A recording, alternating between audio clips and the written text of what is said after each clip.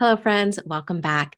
So in this video, I want to talk about how to go from symptom management when it comes to emotional trauma to processing and releasing the trauma so that it doesn't stay with you forever. And so that you don't feel like even though your situation has changed, you don't feel like you're still suffering. And I'm out of breath because I just ran upstairs. I should have taken a second.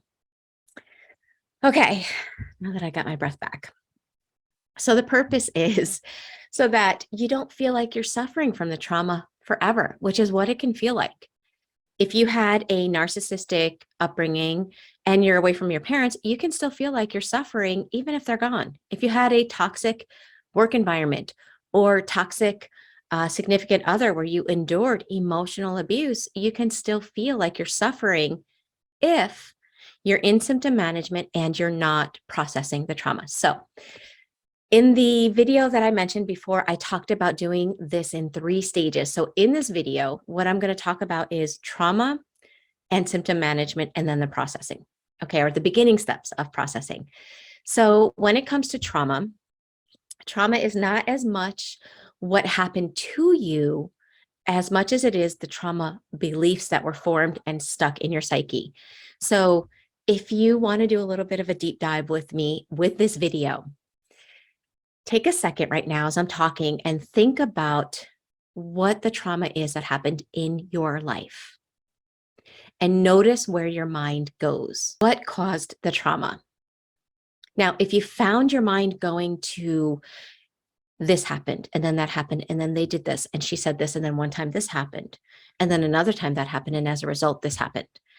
If your mind goes to what they did, and what someone else did and said to you, that's called story. And your nervous system likes you to go there because when you're looking at the story, you're not looking at your wound.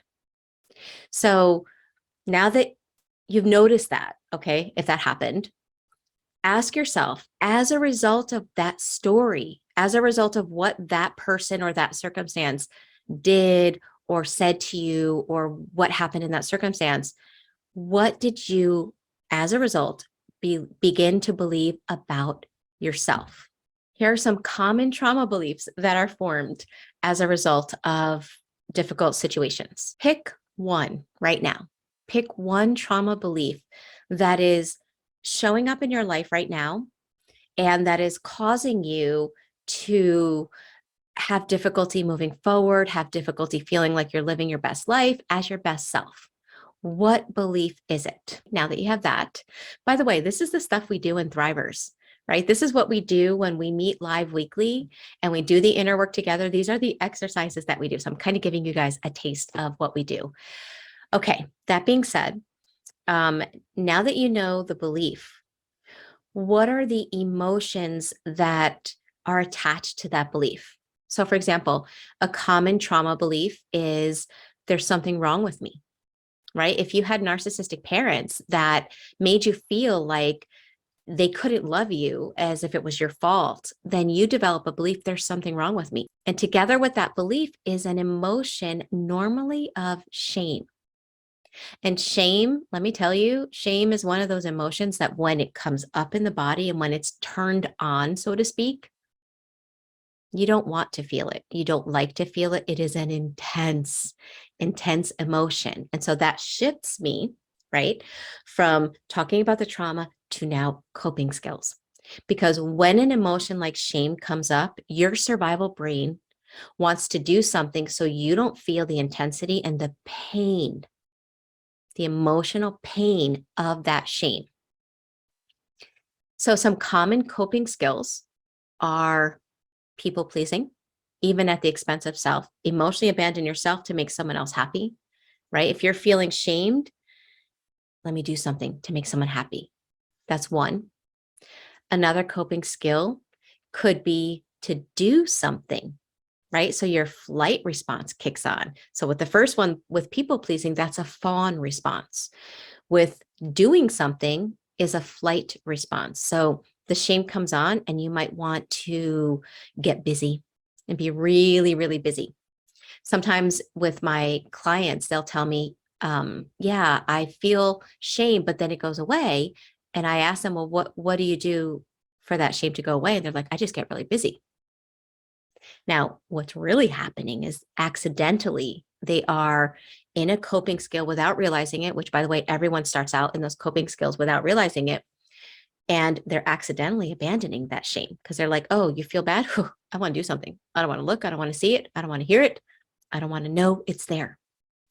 And it's a coping skill. It's a good coping skill when you're in childhood because that shame is so overwhelming. You can feel like you're going to die. That's how overwhelming it is in childhood to feel shame. It feels like your survival is on the line. And so to get busy and to do something and to be distracted from it is a smart coping skill in childhood. The problem is in adulthood, it keeps that coping skill, or the coping skill keeps the trauma and the emotion alive. So it's kind of like putting a bucket out with a leaky roof. Like, yeah, it's going to collect the water that's leaking through the roof, but the second it rains again, you're going to have to do the same thing. Like the roof is still not repaired. So it's the same thing with our coping skills. They might distract us for a moment, but the wound is still there, right? So that's one coping skill, to do something. Other things that people might do are addictions. Addictions are often trying to keep us from feeling that shame. So it might be an addiction to shopping. Shame comes up and boom, I go and I shop. I'm broke, but I put myself in debt because by doing that, somehow it distracts me from that shame. It could be vegging on TV. It could be getting really busy at work. It could be drinking. It could be anything that is an addiction. I remember when someone in the Thriver School of Transformation one time said, as this person was on their healing journey, they were able to notice, because part of healing is awareness. And so we start peeling it back. We start seeing things that we didn't realize were going on inside. And this person was like, you know, Michelle, I realize now that every time I'm about to take a drink, or when I go for the wine, or I go for the alcohol, I've noticed that I only do that when I feel shame come up in my body. Now, that is a huge insight, and it's awesome when we start to be able to see those things happening, because now we can change them. Because when we don't know what's going on and we're stuck in those coping skills unconsciously, to break out of them, it's super hard. So the first step is to peel it back. So that's what I'm talking about with this stage of, now you know the trauma, you know your trauma belief, you know the emotions that are stuck with it. What is your coping skill? When that emotion turns on and we feel it somatically, this is not something that we say logically, okay, right now, logically, I think that what I'm feeling is shame. Nope, it's in the body and it's overwhelming and it's something that we feel and it's intense. This step of working through or learning how to process trauma is about slowing things down to notice, what do you do when that emotion comes on? Do you go into your fight response? Sometimes if we might go into a fight response, we'll pick at somebody else. We'll snap at somebody else. We're hurting and we don't realize it, and it puts us in a fight response. Do you freeze? Do you check out? Do you suddenly go numb? Do you suddenly feel disconnected from your body and from your emotions? Slow things down and start noticing what your coping skill is, because that coping skill might alleviate the shame or the overwhelming feeling that's coming up in the body. It might alleviate it and distract you for a little bit, but it also keeps it stuck in your body. Once you know, the next step is about getting comfortable with the emotion in your body, and that takes time. So I want you to remember that this is not something that you cognitively learn. You watch this video and you're like, oh, shame is in my body. I got this. I see it now. I feel it. I'm enlightened. No, it doesn't happen that way. When we first start allowing ourselves to see the wound and come face to face with that wound, it is overwhelming. And so it takes a little bit of time. It takes a little bit of time to get comfortable. And so for the next 2 minutes, I'm just going to show you an exercise that can help you to start learning to be comfortable in the body. Find a place where you can be still for 5 minutes. 5 minutes, that's all we're going to do, but 5 minutes of uninterrupted time for you. If it feels safe and comfortable, close your eyes as you're doing this exercise. Let's begin with just being in our body. So just noticing your breath, your in-breath and your out-breath. Feeling your belly expand and contract.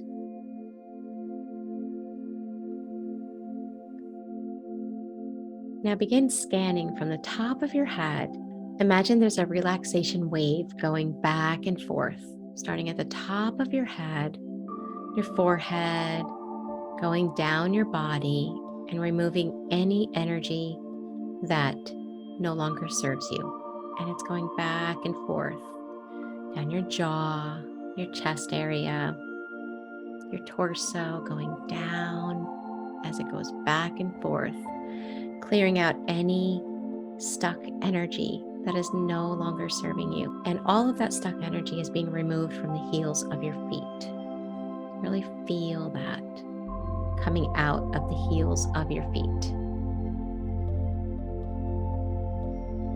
And now, as we continue this exercise, please know that at any moment you can stop and pause if it is uncomfortable for you.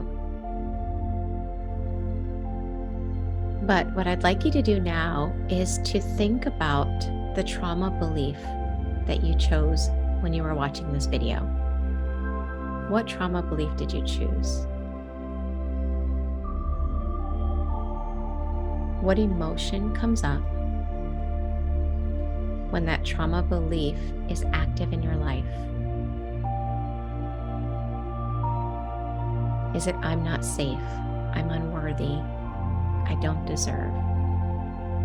And as you think about this belief, scan your body and find if there's any place of activation when you're scanning. And if there's not yet any place of activation, imagine looking at your life or acting in a way that is outside of that belief. So for example, if there's a belief that says, I'm unworthy, what would you be doing right now if you believed you were worthy? And as you see yourself doing that in your mind's eye, what happens inside your body? If there is a core wound active, you will feel it someplace in your body.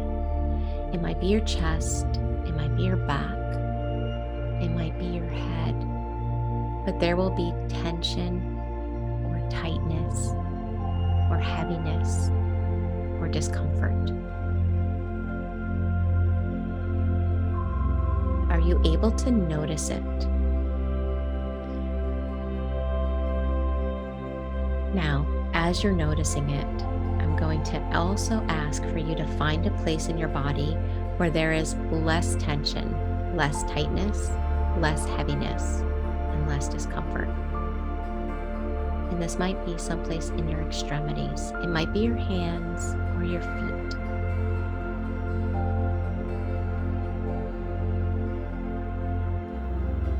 So, even if you had a place of activation, can you now find a place of stillness and of okayness in your body?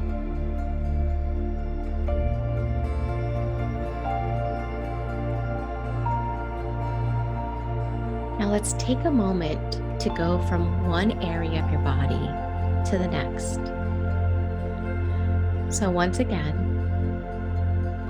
with your eyes closed, scan your body as you're thinking about this belief and this emotion that has formed as a result of what you went through, what happened outside of you. caused this belief and this emotion. And when you think about those, do you notice where in your body begins to feel activated? And rate how uncomfortable it feels to notice that emotion.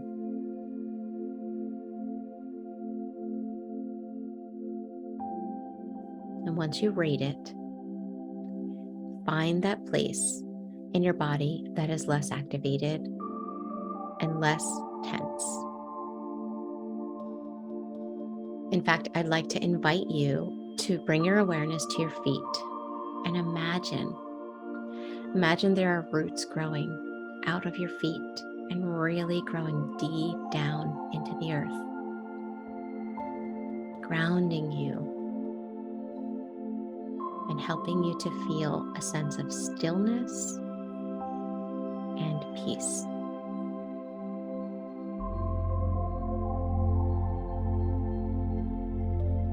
Really feeling from your feet area right now.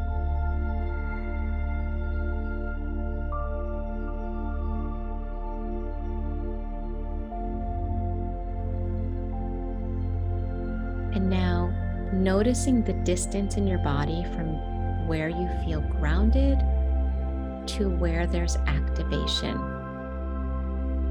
And begin bringing your awareness slowly up your body towards that place of activation. And once you feel the activation, once you feel it kick on, just for a moment, pause at that place and go right back to your feet,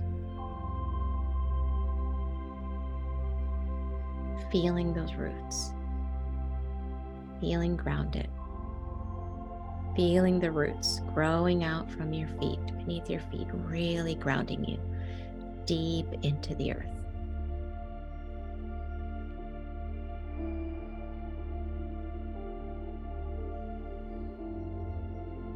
Spending a moment here in this place of stillness, in this place where you feel strong, where you really feel grounded. Even if there's activation in another part of your body, there is also this place of feeling really grounded, really strong. And notice how good it feels to feel this.